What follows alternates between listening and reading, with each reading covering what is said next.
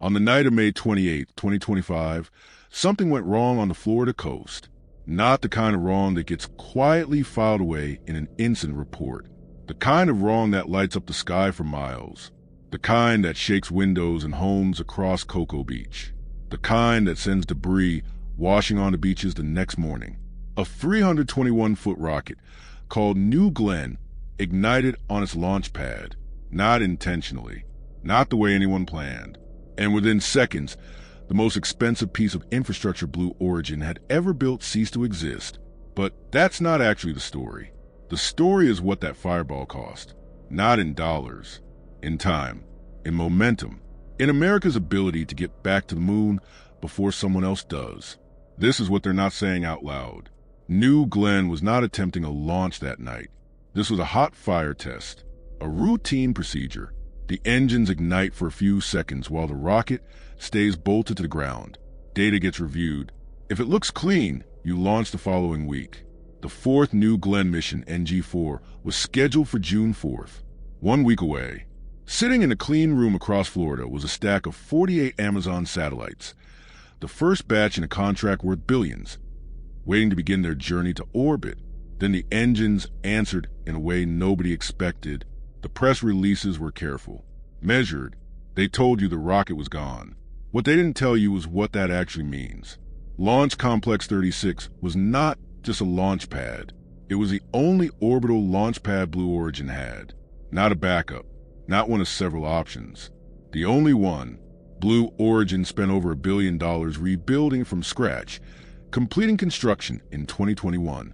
The transporter erector, the massive scaffold that holds the rocket upright and rolls it to the pad, gone. At least one lightning protection tower, vaporized. Pieces of rocket still washing ashore days later. When SpaceX lost Pad 40 in 2016, they moved to Pad 39A. They had Vandenberg in California. They kept flying. They were grounded for 3.5 months and came back stronger. Blue Origin has nowhere to move until LC-36 is rebuilt. Every New Glenn that exists, and every New Glenn still being assembled, has no place to go. Now here's where it gets serious. Amazon has a problem. Their entire satellite internet business, built to compete with Starlink, depends on getting satellites into orbit at speed. SpaceX already has over 7,600 Starlinks, serving more than 10 million subscribers.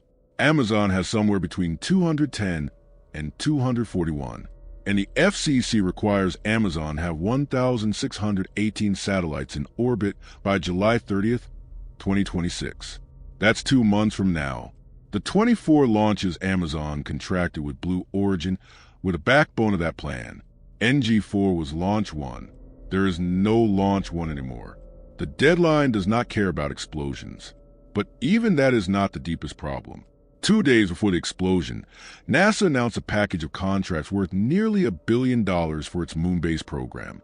Buried inside that announcement was a name, Blue Origin, a $188 million award, with an option for an additional $280 million to deliver 2 lunar terrain vehicles to the moon's south pole, the rovers that will leave the first American tracks on the lunar surface in over 50 years.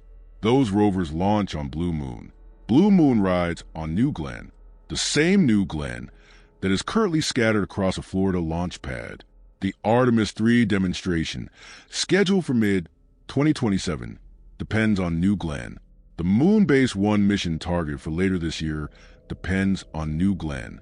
Artemis 4, the mission that puts astronauts back on the lunar surface in 2028, depends on Blue Moon to land them. Nobody at NASA said this out loud in their official statements. They didn't have to. The math says it for them. There's one more layer to this that almost nobody is talking about. The engine at the center of this story is called the B-4. 7 of them power New Glenn's first stage. Each one produces 640,000 pounds of thrust. They burn liquid methane and liquid oxygen. They are powerful, complex, and relatively new. They are also the same engines that power United Launch Alliance's Vulcan Centaur rocket. Vulcan carries national security payloads, Space Force satellites, the kinds of things the United States cannot afford to delay. If the investigation finds that a B-4 caused Thursday night's explosion, the Vulcan program inherits that problem. And suddenly, this is no longer just a Blue Origin story. It becomes a question about the entire American launch architecture. The investigation has not identified a cause yet. It may not for months. But every hour that passes without a clear answer keeps that scenario alive. Here is the full weight of what Thursday night cost. Blue Origin had planned 8 to 12 New Glenn launches in 2026. SpaceX has between 140 and 145 planned for the same year. That gap was already enormous. It just became total. Meanwhile, in Beijing, the Chinese space program is watching. Their crewed lunar mission targets 2030. They have a working space station. They've landed on the far side of the moon, something the United States has never done. Their infrastructure is not currently smoking on a Florida beach. Their timeline depends entirely on their own hardware, and their hardware is intact. The race back to the moon was already tight. Thursday night made it tighter in a way that no official statement will fully acknowledge. Bezos posted a calm message the morning after. He said they would rebuild whatever needs rebuilding and get back to flying.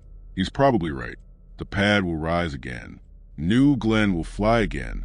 Blue Origin will not disappear. But what's in doubt is the price. The months that get lost, the FCC deadlines that slip, the Artemis schedule that absorbs another delay, the quiet question of whether one bad night can expose just how thin the redundancy really is. The road to the moon is not paved. It's built one rocket at a time. And every now and then, one of them comes apart in front of the whole world. Blue Origin will start over. They have no other choice. The real question is how much that restart costs. Not in dollars, in time, and in who gets there first. Thanks for watching, and I'll see you in the next one.